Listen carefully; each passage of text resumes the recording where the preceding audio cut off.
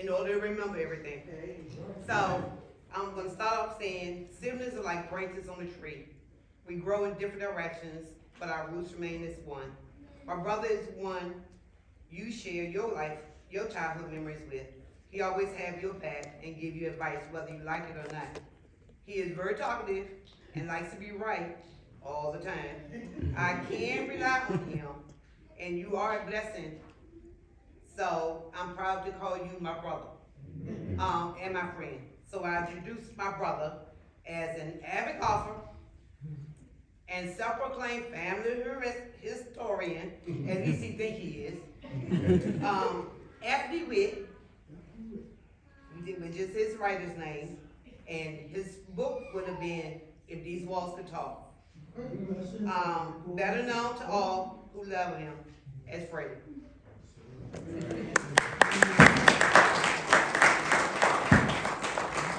second part of this book was Confessions of a Reformed Sinner.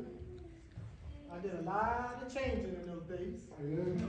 This is my lovely wife, Cheryl. She never met anyone she didn't want to help. No one. She helped change me, helped me in the right direction. And in the back was our son Joshua, stand up, J.I.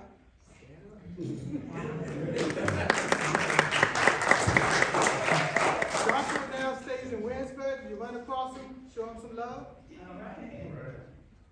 So today we want to do a little reflection on look how far we've come, and look at those who have brought us to this place where we are now the lead generation.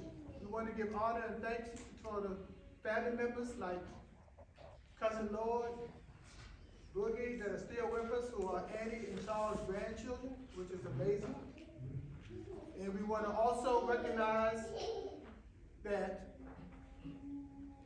we have an amazing grandmother and grandfather who not only helped themselves, but they helped all of their family. I've been changed by doing this research. It's amazing.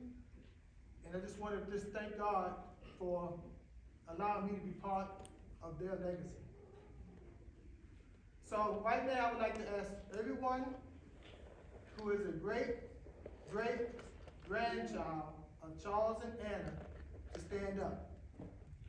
If you don't know, just think about this. If your grandmother was Annie's child, then you are a great-great-grandchild.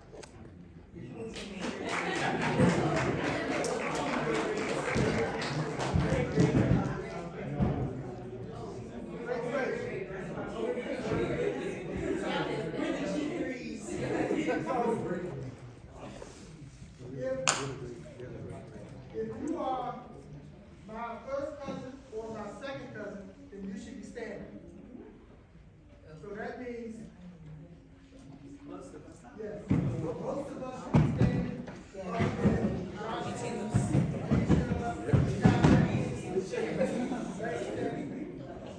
This is the second generation, the second cousins.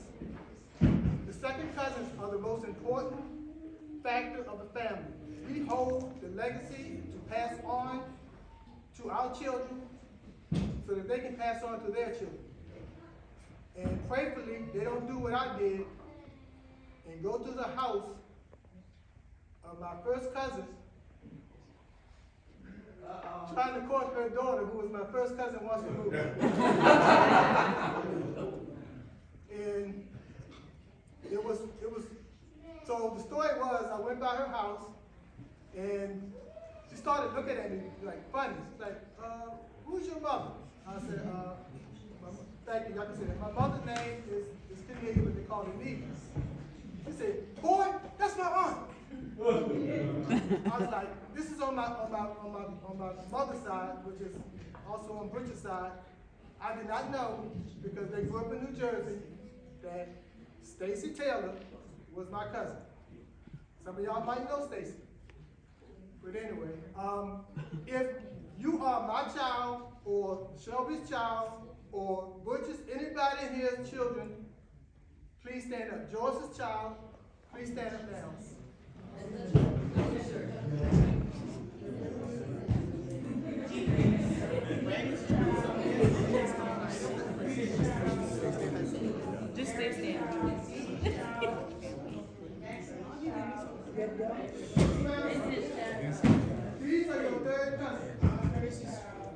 bring them home. You guys are the recipients of a great legacy. You have the opportunity to do anything you want to do. I've seen all of this amazing success. How many of you standing up have either graduated college or high school? 90.5% of you that are eligible have graduated. Amen. I can't think of many of my dad, my mom, or any of their first cousins or siblings who graduated high school. Look how far we've come. We are 4 generations removed from slavery. Sheila and Phyllis, I hate to call you out, they have 4 generations right now. Look how far we've come in such a short time.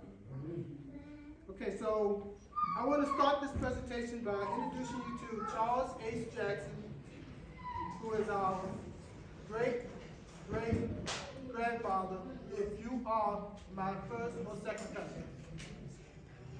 Charles was born in 1857. Virginia, when Charles was born, was deeply rooted in agriculture and slavery. It was a time of great social and political tension as the nation grappled with the issues surrounding slavery and states' rights. Let's explore the various aspects of life in Virginia during this period. The economy was basically agriculture and slavery. We all know that. But remember, Charles was born in 1857. He had very little rights. To conclusion, the state was deeply racist in institutional slavery, but that doesn't mean he became a slave. He was born to be a free man. I got a lot of information, so since we was a little late, I'm gonna skip over some. So Charles Jackson, again born in 1857 in York County, Virginia. He was married in 1887 to Annie C. Hall Jackson. He was 30 when they married. I apologize.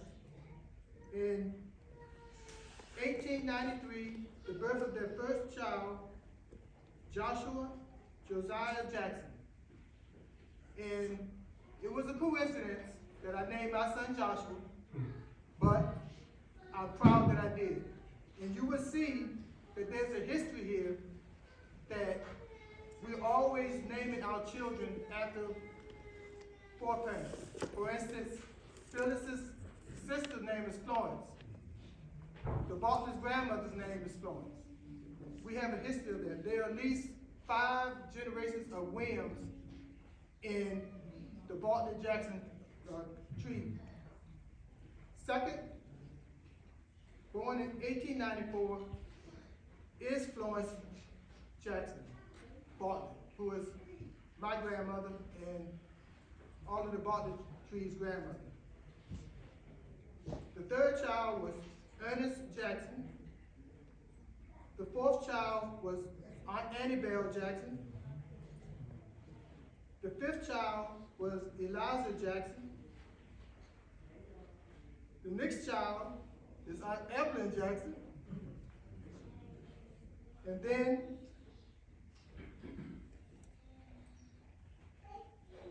was Uncle Charlie Boy, Charles H. Jackson, and then Aunt Carrie Jackson.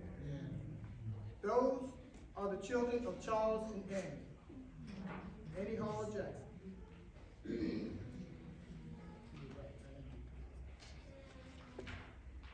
So, Charles married Annie C. Hall Jackson. She was born in 1868. Her father Thomas was 30, and her mother Matilda was 21. She married Charles, and together, as I said, they had 9 children. It's amazing that they could be such a close-knit family back in the day when there was not a lot of opportunity. So, we're going to go back a little bit and find out who was Charles and Annie's parents. So Charles's father's name was Preston Jackson. He was born in 1825. He was listed as, in the U.S. Census, as being mulatto. We know that that means he probably had either mixed heritage of Native American and African American or Caucasian and American. Because of this, Preston had a very interesting life. Preston actually fought in the Civil War. Preston, when he finished fighting, he left his wife, Harriet, a legacy. How many of you guys served in the military?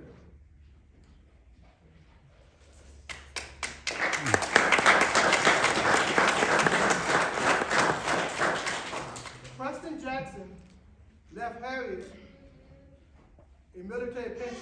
Can you imagine that? Wow. A man of color leaving a pension to his his wife, who was still alive. Right here is Preston's gravestone. Wow. Preston, after the Civil War, moved to Indiana, where he lived for the rest of his life as a free man. Which again baffles me that such a thing could happen. I never would have imagined that we would have moved from Virginia in the 1870s. His wife, Harriet Jackson, there's very little information on her. We don't know who her parents was. There's some information, but it's nothing that can be verified. But she was born December 25th, Christmas, 1945. Her father was said to be William Jackson, but there's no, again, I couldn't verify that, so I didn't want to just make it so. They had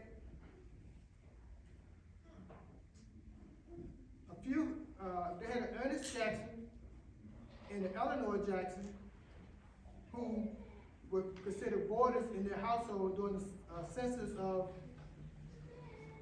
1910. And I also have Harriet's death, see, I told y'all the headstone from her cemetery in Indiana, Terre Haute, Indiana.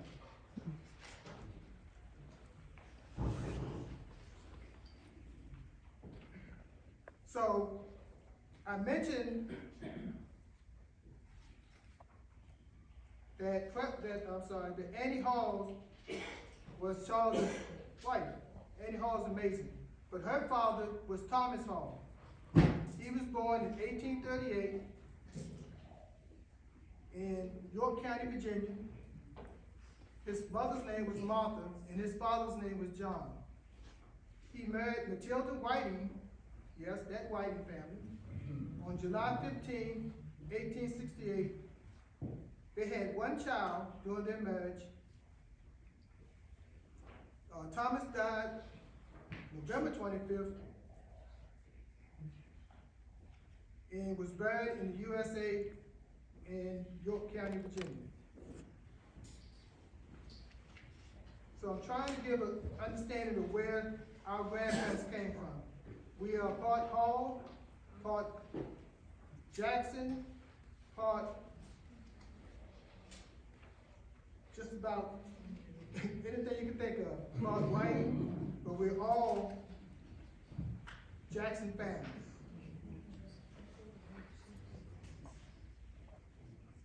So I mentioned Matilda. This is where our grandmothers was born. Matilda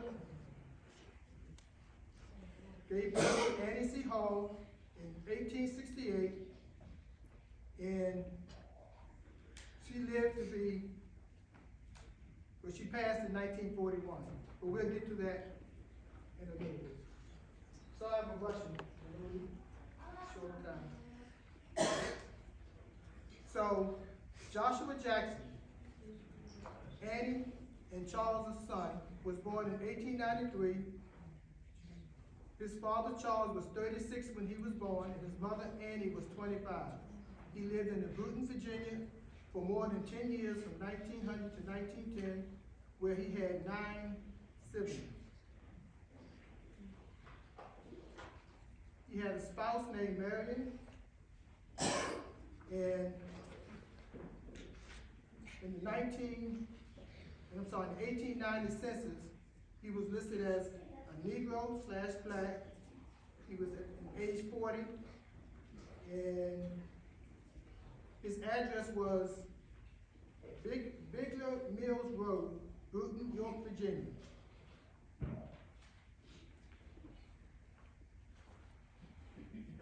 Next is Florence E. Jackson. That's my grandmother, so I get a little emotional.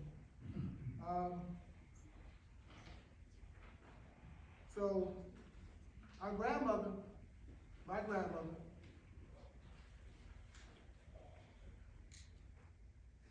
remember I said, look how far we've come? My grandmother died at the age of 35.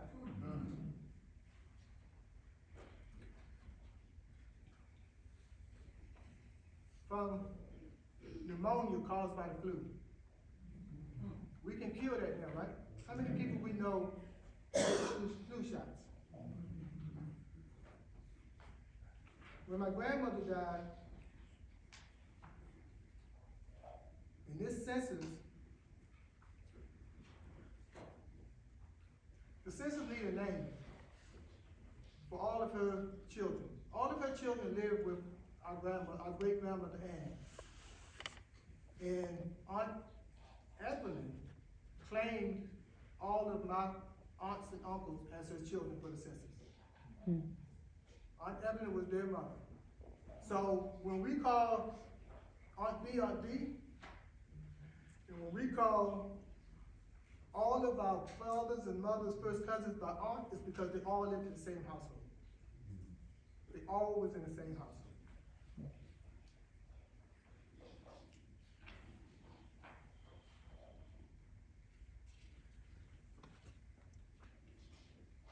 So I'm gonna give you a little bit on what's in the census for 1920. Annie B. Jackson, a 20-year-old mulatto female, was born around 1900 in Virginia. In 1920, she resided in Bruton, York, Virginia, specifically on Bartolbello Road. Annie was the daughter of Charles H. Jackson and Annie E. Jackson, both of whom were born in Virginia. Annie was single and worked as a cook, earning a wage of salary. Though she did not attend school, she was able to read and write English. Annie lived with her parents,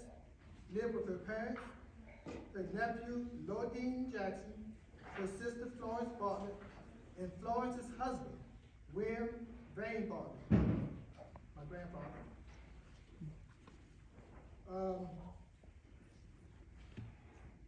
Additionally, Annie shared her home with her younger sibling, Eva, Charles, Carrie Jackson, as well as her niece, Josephine, and Gertrude Bartlett.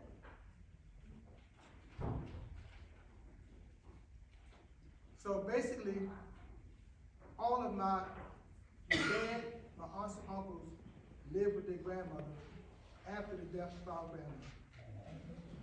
Then we have, in the 1920 census, Eva Jackson,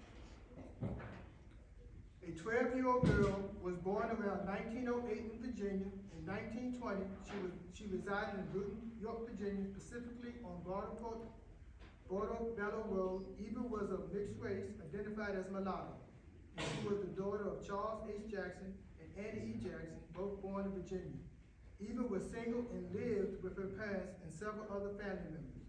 Despite her young age, Eva was already attending school and was able to read and write in English. She was part of a household that consisted of 11 members. Charles H. Jackson, age 62, was the head of household, and his wife, Annie E. Jackson, was 52 years old. Lord Dean Jackson, a nephew of Charles, was 28 years old. So let me stop right there and go ahead. In 1940 census, Lord Dean was still staying with Annie Hall long after our great grandfather passed. That's who we come from. We don't just toss people away. My grandfather, William Bain, was in that household in 1940. We don't just pass people away. We stay. That's who we are. Sorry, I had to pick that up. Where was that? So Charles, in 1920, was 62 years old, and the head of the household, and his wife, Annie E. Jackson, was 52 years old. Florence was 28, Charles's daughter. Her husband was 26. So let me stop there again too. My sister Joyce, my sister Sheila, my sister Adele.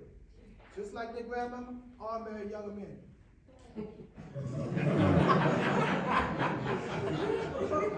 It is what it is. Am I lying? No. Okay.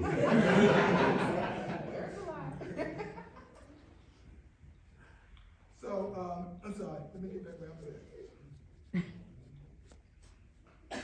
So, also in the household was Eva, who was age 20, and so was Charles, Uncle Charlie Boy, was age 10.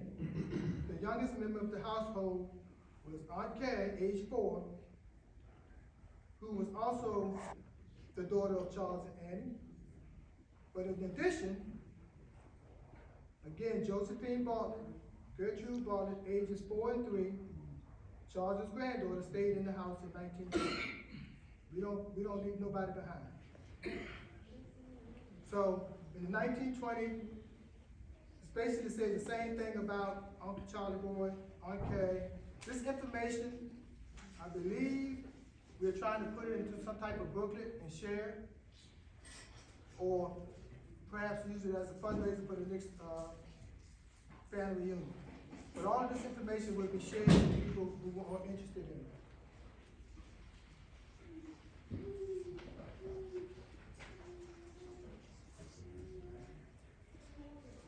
So this is the one I was just talking about, Annie Jackson, based on the 1940s United States Census. Annie Jackson is at this point, our great-great-grandfather had passed. Annie Jackson, the 74-year-old widow African-American woman, was the head of her household in Brewton, Virginia. She was born around 1866 in Virginia. Annie owned her home, which was valued at $600 in 1935. Wow. She resided in Brewton and did not live on a farm. Annie had completed elementary school up to the 8th grade. Huh? Come on. Yeah. But she did not attend any further education. She did not have any income from other sources. Annie's household consists of 20 members. Wow. 20 members. We can't even stand it up. We had what, 5 of them? Right? So,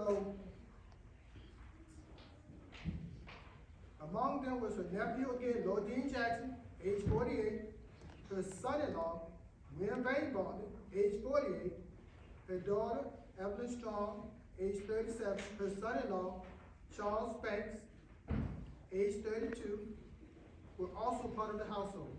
And his other daughter, Carrie Banks, age 25, lived with her as well. Annie has several grandchildren living with her.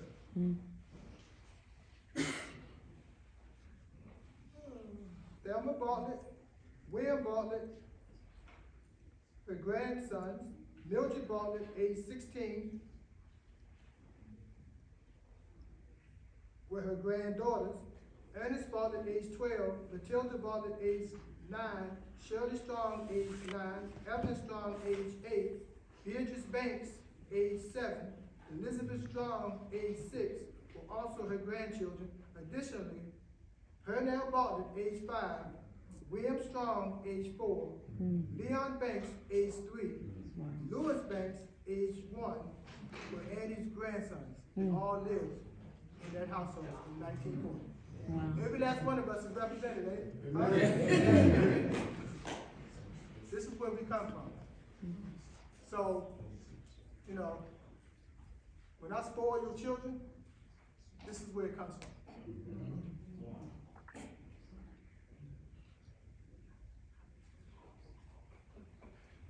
So I wasn't going to share this because Adele's not here with us yet, but there's a story that my father,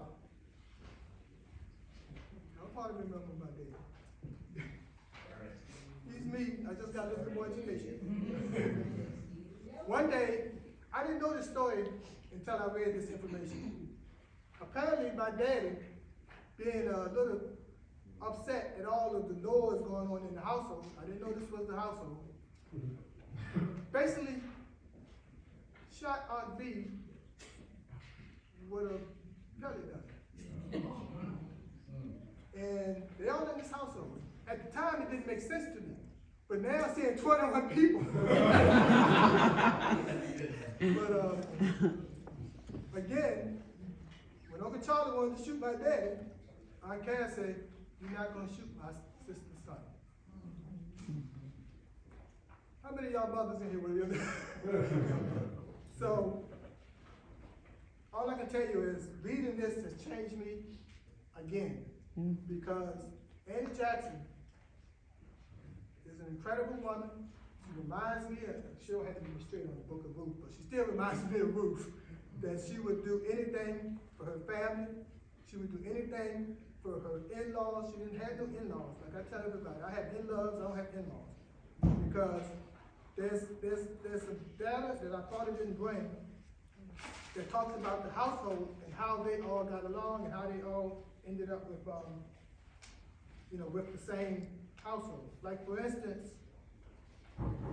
my father at age 18, he worked and contributed to the household. My grandfather worked and contributed to the household. Everybody who worked contributed to their household. It wasn't like, this is my money. This was Annie Hall's money, Annie Hall Jackson's money. She distributed how that money got put out, and it worked. They all lived happy ever after. They all became as close as siblings because they lived in the same household. So when we call each other Aunt this and Uncle that, it's because they grew up as siblings.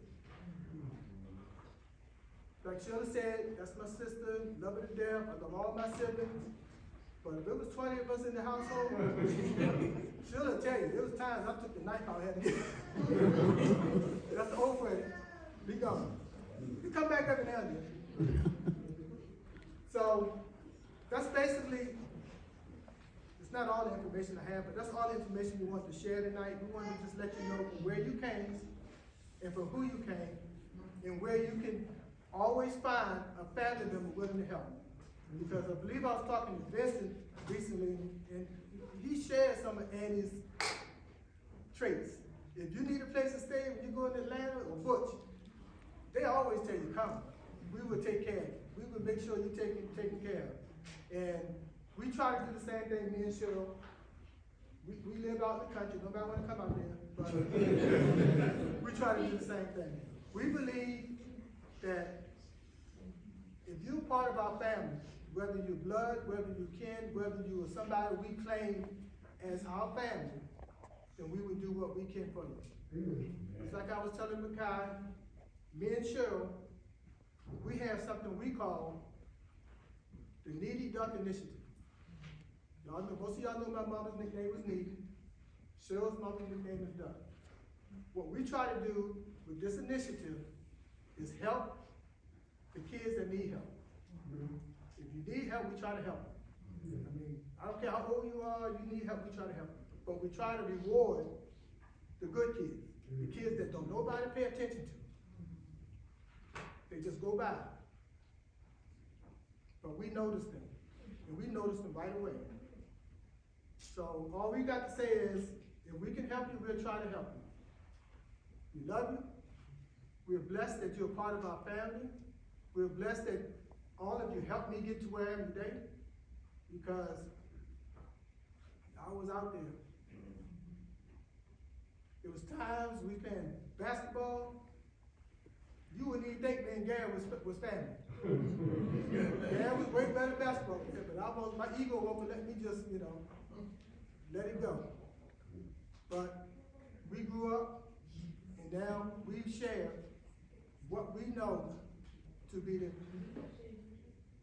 the legacy of Charles and Annie Jackson. Thank you.